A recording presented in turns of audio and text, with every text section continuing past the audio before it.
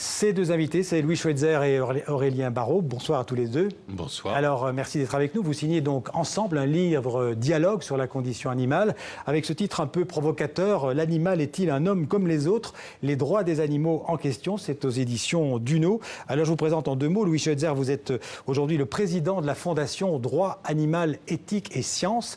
Mais vous avez aussi été, notamment au cours d'une longue carrière, PDG du groupe Renault et puis président de la HALD, qui était la haute autorité de lutte contre les discriminations et pour l'égalité. Et puis Aurélien Barraud, vous êtes un grand scientifique, spécialiste de l'univers, des trous noirs ou de la gravitation quantique, astronome, astrophysicien, professeur à l'Université de Grenoble et aussi philosophe. Alors j'ai une première question pour tous les deux. Comment, avec des parcours aussi variés, vous en êtes arrivé à vous intéresser à la condition animale? On commence peut-être par vous, Louis Schweitzer. Bon, j'ai eu effectivement un parcours professionnel, mais il y a un certain nombre de convictions personnelles que j'ai eues tout au long de ma vie, et les animaux, le droit des animaux, la souffrance animale en font partie. Et à un moment donné de ma vie, on m'a proposé de prendre la présidence de la Fondation Droit Animal, Éthique et Sciences, et à ce moment-là, mon engagement purement personnel est devenu réel, actif. Et vous, Aurélien Barraud? Oui, je crois en effet que c'est une question qui dépasse nos convictions politiques ou même nos choix éthiques, logiques ou esthétiques. Finalement, nous sommes des citoyens du monde, nous sommes des vivants. Comment ne pas nous interroger sur notre rapport aux autres vivants? Ça me semble être presque une évidence. Alors, c'est un livre qui pose en tout cas des questions fondamentales sur notre rapport aux animaux, mais aussi sur nous-mêmes. Une des questions fondamentales du livre, c'est qui sommes-nous? Est-ce que finalement l'homo sapiens, comme on a l'habitude de dire, est un animal comme les autres? Mais il n'y a pas de frontière absolue entre l'animal et l'homme. Il y a une sorte de continuité, on le sait depuis Darwin, depuis que aussi on sait l'évolution de l'homme, dont on a du mal d'ailleurs à dater précisément le moment où Homo sapiens devient Homo sapiens sapiens. Donc il y a une vraie continuité. Mais il y a quand même une spécificité de l'homme. Vous dites par exemple, pour vous c'est l'écriture. Je dis... très souvent, on a dit qu'est-ce qui est le propre de l'homme. Voilà. Alors, à un moment donné, on a dit le rire. Bon. Et puis, quand je regarde la réalité, on voit que le langage animal, par exemple, est beaucoup plus riche qu'on ne le croyait, que la capacité d'émotion, de raisonnement de l'animal est beaucoup plus puissante qu'on ne la croyait. Et la seule chose que je connaisse actuellement, que vraiment aucun animal ne pratique, c'est l'écriture. Ouais. Mais peut-être qu'on découvrira un animal écrivant dans quelques années. Aurélien Barraud, l'homme est un animal comme les autres? Non, mais je crois qu'aucun vivant n'est comme les autres. Moi, je voudrais me faire l'avocat, non pas d'une similitude de tous les vivants, bien que je sois parfaitement d'accord avec tout ce que vient d'évoquer Louis Schweitzer, mais au contraire d'une singularité radicale de chaque branche de la vie. Et je crois que c'est cette spécificité, cette unicité qui rend finalement chacune des espèces merveilleuses. Il y a évidemment des propres de l'homme. Je ne suis pas une sauterelle, c'est tout à fait évident. Et pour autant, il y a aussi un propre de l'araignée. Il y a aussi un propre de la menthe religieuse. Et je crois que c'est la légitimité, peut-être aussi même la beauté d'ailleurs, de chacune de ces singularités qu'il est aujourd'hui temps de reconnaître. Pourquoi, c'est aussi une question fondamentale que vous posez dans le livre, pourquoi faut-il accorder des droits aux animaux? D'abord, parce que tout être vivant, par le fait qu'il vit, me semble-t-il, a droit à un respect. Et en second lieu, parce que l'animal, beaucoup d'animaux, sont des êtres sensibles, donc capables de souffrir ou d'être heureux. Et que dès lors que cette capacité existe, elle entraîne des droits. Oui, je pense qu'il est vraiment important que l'on franchisse le pas du passage de l'éthique individuelle vers le légal ou le législatif collectif. C'est un peu comme si on disait finalement chacun fait ce qu'il veut. Mais chacun fait ce qu'il veut, c'est oublier qu'il y a une tierce personne qui est en jeu, qui se trouve être l'animal. Il ne viendrait à l'idée de personne. Oui, bien sûr, oui, ou être sentient si l'on préfère, mais peu importe, ne soyons pas, je crois, pudiques de ce point de vue. Il ne viendrait à l'idée de personne de dire, après tout, torturer ou non ses enfants, c'est de la responsabilité des parents. Bien sûr que non. La loi protège et elle interdit. Et je crois que c'est ça qui est important. Aujourd'hui, la science nous montre l'intelligence, la sensibilité, la capacité de souffrir, mais aussi, je crois, la conscience, au sens fort du terme, de beaucoup d'animaux. Il y aurait un non-sens à ne pas franchir le pas. On sait aujourd'hui que les animaux souffrent. Est-ce que, pour autant, l'animal a une conscience de lui-même. L'existence de la conscience est avérée chez beaucoup d'espèces et je crois que là encore, il ne faut pas être trop anthropocentriste. C'est-à-dire qu'on cherche toujours à calquer ce que nous aimons chez nous. Bien sûr, certains mammifères, la plupart des mammifères, ont des ressentis, des capacités de se penser qui sont très proches des nôtres, c'est acquis. Mais je crois que d'autres espèces, qui n'ont probablement pas une conscience au sens humain du terme, n'en sont pas moins légitimes à habiter ce monde et à exister dans ce monde suivant leurs critères propres. Alors, Louis Schweitzer, sur la question de ce droit animal, on a fait des progrès, notamment en France, depuis le 19e siècle. On a fait des progrès.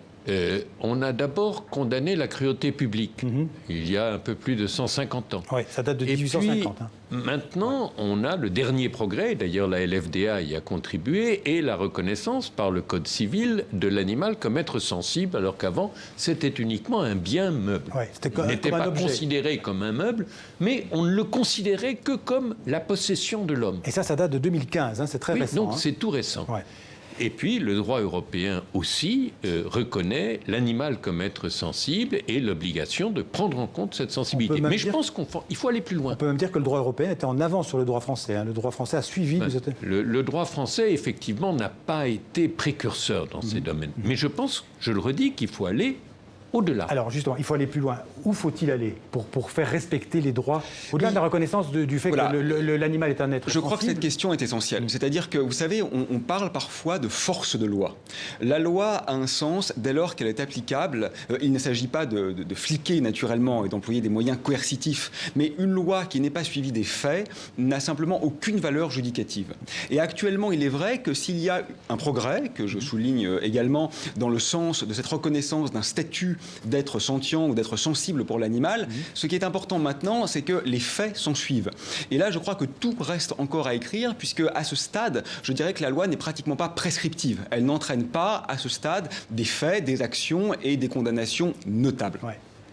Quand vous dites aller plus loin, Louis Schweitzer, pour vous? Alors, pour moi, étant observé quand même qu'il y a des condamnations pour cruauté à l'égard des animaux, ce qui était inconcevable, qu'on a objectivement restreint, par exemple, l'expérimentation animale au strict nécessaire. Donc, il y a eu des conséquences pratiques heureuses, déjà.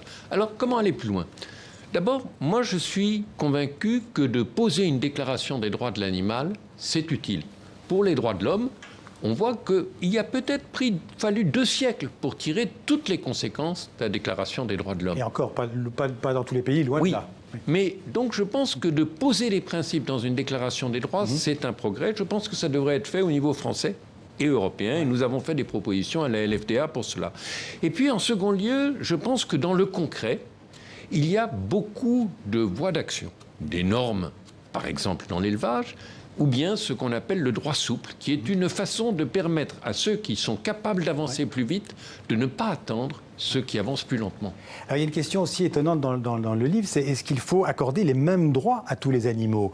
Parce qu'on dit, vous signalez dans le livre qu'il y a des critères moraux qui interviennent, des critères de proximité avec l'homme. C'est évident qu'on n'a pas la même vision quand on parle des animaux de compagnie ou des animaux dits sauvages. Oui, c'est une question très importante. Moi, je pense qu'il est essentiel de ne pas reproduire les erreurs du colonialisme dans la sphère humaine, du point de vue de la sphère de la vie en général, des animaux en particulier. C'est-à-dire qu'il ne me semble pas éthiquement satisfaisant de définir la légitimité ou le droit à l'existence ou à la non-souffrance d'un animal exclusivement de par sa proximité avec l'humain. Je ne vois pas pourquoi les autres grands singes auraient plus le droit de vivre simplement parce qu'ils nous ressemblent. Donc ce qui est compliqué, c'est d'articuler une sorte d'universalisme du droit à l'existence, du droit à la non-souffrance, avec évidemment l'applicabilité de cette loi, parce que bien sûr, nous écraserons toujours involontairement des fourmis, ainsi va le monde. Donc je crois qu'il faut essayer de concilier une sorte de principe de réalité, qui fait que vivre, c'est aussi interagir destructivement avec d'autres vivants, avec un principe de décolonisation intellectuelle du rapport à l'ensemble des vivants qui peuvent être parfaitement signifiants en étant très dissemblables de l'humain. Alors, étant observé qu'il y a quand même 2 grandes catégories d'animaux, il y a les animaux sauvages, où là, il me semble que le devoir de l'homme, c'est d'abord un devoir de respect, de leur laisser un espace et de ne pas intervenir sur eux. Et puis il y a les animaux que l'homme a sous sa garde, que ce soit les animaux de compagnie ou que ce soit tous les animaux d'élevage.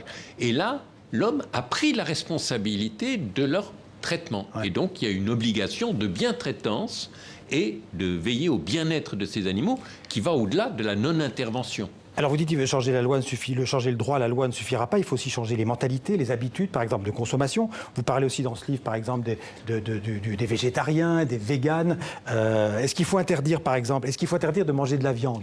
Interdire, peut-être pas. Mais le mode... 100 milliards, j'ai vu 100 milliards de... Oui, et même 1000 milliards d'animaux par an si on intègre les poissons. Enfin, ce sont des chiffres impensables. Ouais. Là, quand même, il faut, je crois, faire preuve d'un peu de froideur et de rationalité.